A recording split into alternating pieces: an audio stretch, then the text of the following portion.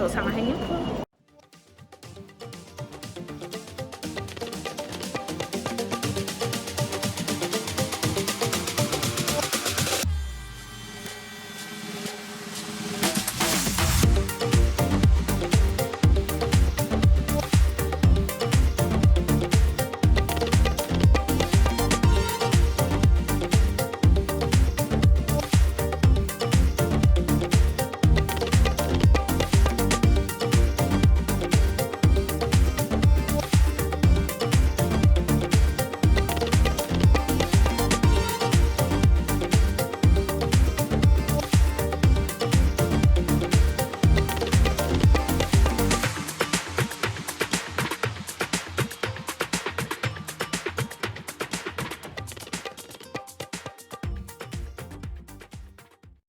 So, naghihintay na lang ako ng train pa uwi.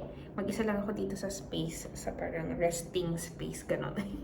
Hi! Ayan, nakauwi na ako ng bahay, nakapag-vista din ako, nakapag-ayos rin ako ng mga pinamili. Ang dami kong ginawa ngayon, super productive feeling ko ng araw ko ngayon kasi pag alis ko kanina, punta muna ako ng post office para ihulog yung parang contract ni Kuma para sa work niya. Kasi parang renewal ata or something, parang ganon. Tapos, after daw, pumunta akong derma kasi yung sa ano ko pa rin dati, may kati-kati parang rashes ako or bungang araw dahil sa mainit na panahon dati. Although ngayon medyo nagsistart ng lumamig pero hindi pa siya gumagaling kasi since buntis ako, hindi daw matapang yung gamot na binibigay sa akin kaya matagal daw bago gumaling. Kaya, ayun. So, hindi pa rin siya gumagaling. Tapos naubos na yung gamot ko kaya humingi ulit ako ng bago. Ayun. Tapos, after ko sa derma, yun punta ako ng drugstore para bumili ng gamot na nireseta. Tapos, punta ako ng McDo para mag-lunch. Pero bago yon nag-ano pa pala ako. Nagbayad pa ako ng tax namin ni Kuma at saka yung health insurance card ni Kuma. Yun, kasi ako sa company ako naka-register siya, individual or yung parang solo, sariling sikap, ganon. Yun, kaya kailangan di bayaran. So yun yung binayaran ko din kanina. Tapos, after ko kumain ng lunch sa McDo, ay bumili na ako ng bumili din pala ako ng lotion. Yung pinakita ko may cute na design na color violet na parang lavender scent. Lotion siya. Pwede siya sa hand, pero nang research ko, pwede rin daw siya sa paa. Kasi, yun nga, lumalamig na. Ang problema ko naman ngayon is nagda-dry ang skin ko sa paa.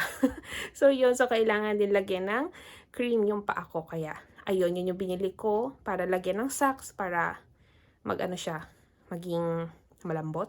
Ganon.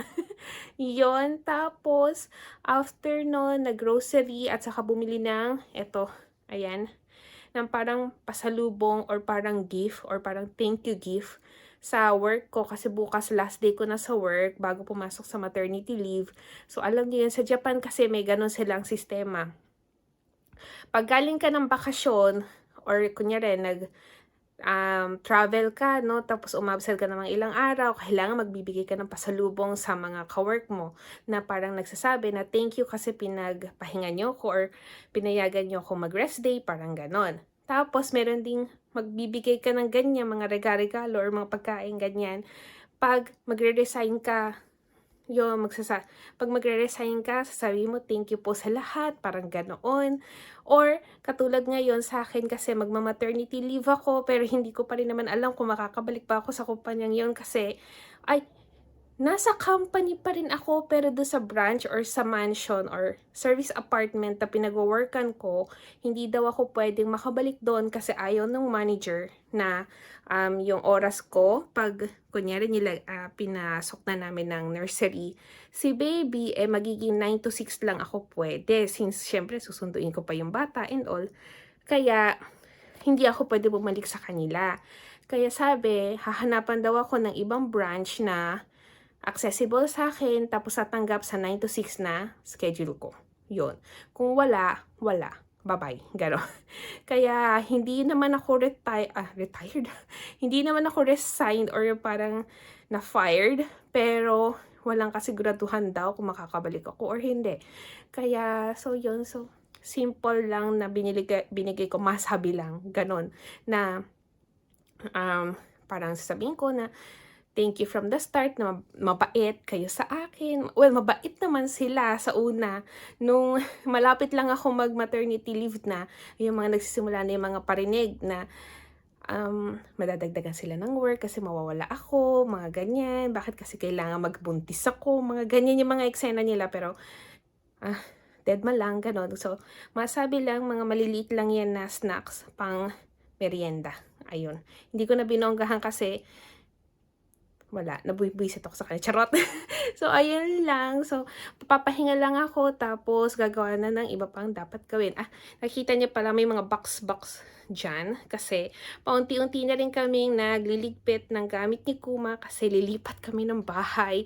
Kakapili lang or decide lang last Sunday kasi 'pag nanganak ako, feeling namin ni Kuma hindi makakatulog si Kuma kasi siyempre iiyak yung baby and all. Kailangan niya matulog since wala siyang paternity leave. Kaya kailangan namin lumipat sa mas malawak na bahay. Kaya kumbaga separate rooms muna habang may paiyak-iyak factor pa si baby. Kaya ayun, so paunti-unti na kami nagliligpit ng gamit kasi November kami lilipat. Ayun, later ulit.